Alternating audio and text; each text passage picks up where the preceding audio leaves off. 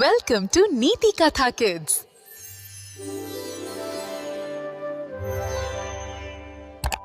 आकाश एक लहानसा मुलगा जादुई जंगलाच्या काठावर खेळत होता, जिथे सूर्यप्रकाश झाडांमधून डोकावत असे.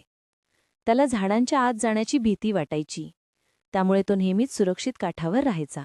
अचानक एक चमचमती काजवा त्याला जंगलात खोलवर घेऊन गेला आणि त्याच्या धावपळीत त्याची सावली त्याच्यापासून वेगळी होऊन जंगलात पळाली. आपल्या सावलीविना आकाशला खूप भीती वाटली. घाबरलेल्या आकाशने आपल्या सावलीला परत बोलावण्याचा प्रयत्न केला, पण ती ऐकेना.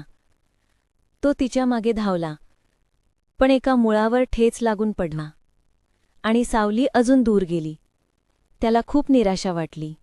पुन्हा प्रयत्न करत तो पुढे सरकला, पण जंगलात विचित्र आवाज येत होते आणि झाडे अधिक दाट होत होती.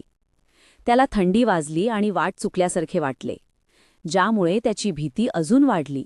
शेवटी त्याला त्याची सावली एका काळोख्या धुक्याच्या दरीपलीकडे दिसली. दरी खूप भयाण होती आणि त्याला तिथे जाण्याची खूप भीती वाटत होती. तो पूर्णपणे निराश झाला. मग त्याला आजीचे शब्द आठवले, शौर्य तेव्हा सुरू होते जेव्हा भीती संपते.